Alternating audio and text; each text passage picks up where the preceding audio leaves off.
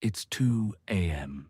You're lying in bed, and suddenly your brain decides to replay a conversation from 3 years ago. A comment you made, a text you never got a reply to, a decision you're still not sure was right. Your heart starts racing over something that already happened, that you can't change. If this sounds familiar, you're not broken, and you're not too sensitive. Your brain is doing exactly what it's designed to do. And by the end of this video, you'll understand exactly why it happens, and more importantly, how to stop it.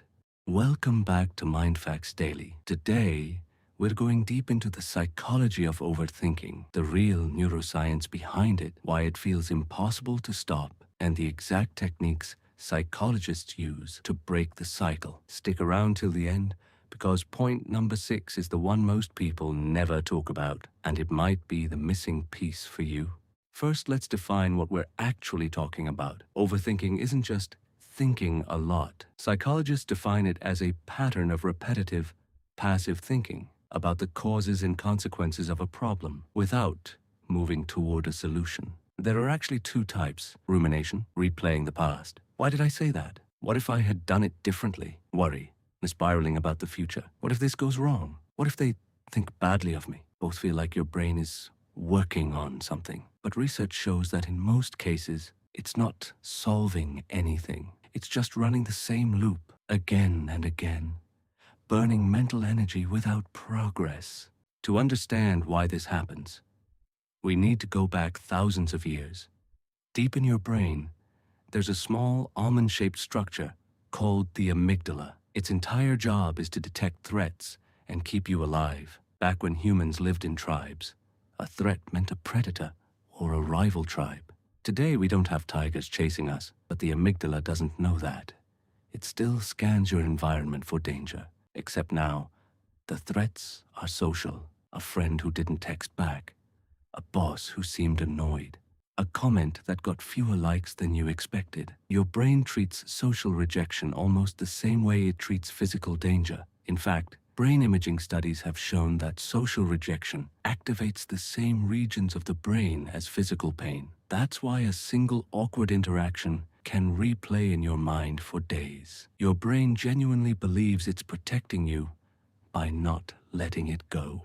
Here's where it gets really interesting. In the 1920s, a psychologist named Zeigarnik noticed something strange while sitting in a cafe. Waiters could perfectly remember complex unpaid orders, but the moment the bill was paid, they'd instantly forget the details. This led to what's now called the Zeigarnik Effect. Our brains remember unfinished tasks far more vividly than completed ones. An open loop demands attention. A closed loop gets released. Now apply this to overthinking. When you have an awkward conversation and you're not sure how the other person really felt, that's an open loop. Your brain doesn't have closure, so it keeps pulling the memory back up again and again, trying to resolve it. This is also why unresolved arguments, unanswered messages, or unclear situations are the ones that haunt us the most, not the ones that were clearly resolved. Here's the biggest trap. Overthinking feels like you're doing something. Your brain convinces you that if you just think about the problem a little more,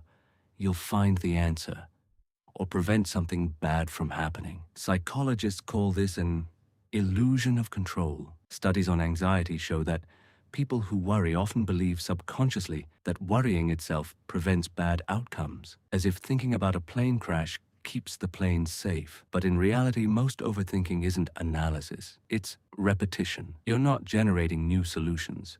You're recycling the same 3 thoughts on a loop. And each time it happens, your brain treats it as urgent and important, even though nothing new is being solved.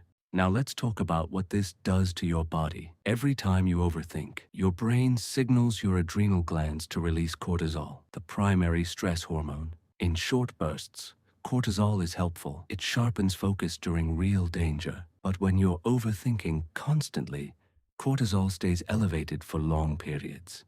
This keeps your nervous system in a low-grade, alert mode. Here's the cruel irony. High cortisol actually impairs the prefrontal cortex, the part of your brain responsible for logical thinking and decision-making. So the more you overthink, the harder it becomes to actually think clearly. Stress causes overthinking, and overthinking causes more stress. It becomes a self-feeding loop that's very hard to break from the inside. This is the part most people never talk about. Research in clinical psychology has identified a trait called intolerance of uncertainty as one of the strongest predictors of chronic overthinking. Some people's brains are simply wired to feel deep discomfort with not knowing.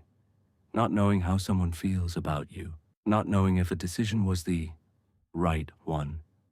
Not knowing what will happen next. For people high in this trait, uncertainty itself feels threatening, even more threatening than a bad outcome. So the brain overthinks not to find an answer, but to try to eliminate the uncomfortable feeling of not knowing, even when, logically, there's no way to know for sure. This is often the root cause behind people who overthink far more than others in the exact same situations. So how do you interrupt this? Psychologists point to a few evidence-based techniques. First, since your brain craves closure, write the thought down on paper. This gives your brain a physical sense that the thought has been processed, reducing the urge to keep replaying it mentally. Second, scheduled worry time.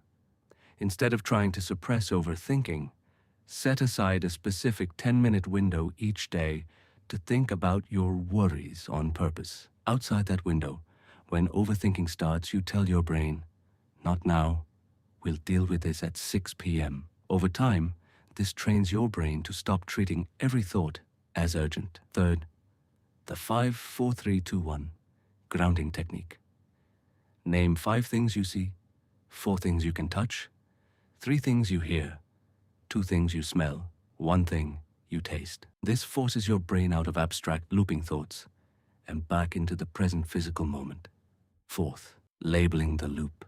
Simply saying to yourself, "This is rumination," or "This is my brain trying to create false certainty," creates psychological distance. Instead of being lost inside the thought, you observe it from the outside, which weakens its grip. So to summarize, overthinking isn't a character flaw. It's your amygdala trying to protect you from social threats, the Zeigarnik Effect keeping unresolved thoughts open, cortisol trapping you in a stress loop, and for many people, a genuine discomfort with uncertainty driving it all. But now that you understand the mechanism, you also understand how to break it. Write it down, schedule your worry time, ground yourself in the present, and label the loop when it starts. If this video helped you understand your own mind a little better, let me know in the comments. Do you relate to this more from the past side, replaying old moments, or the future side, worrying about what's next? If you want more deep dives into the psychology of everyday behavior, subscribe to MindFacts Daily. New videos every week. See you in the next one.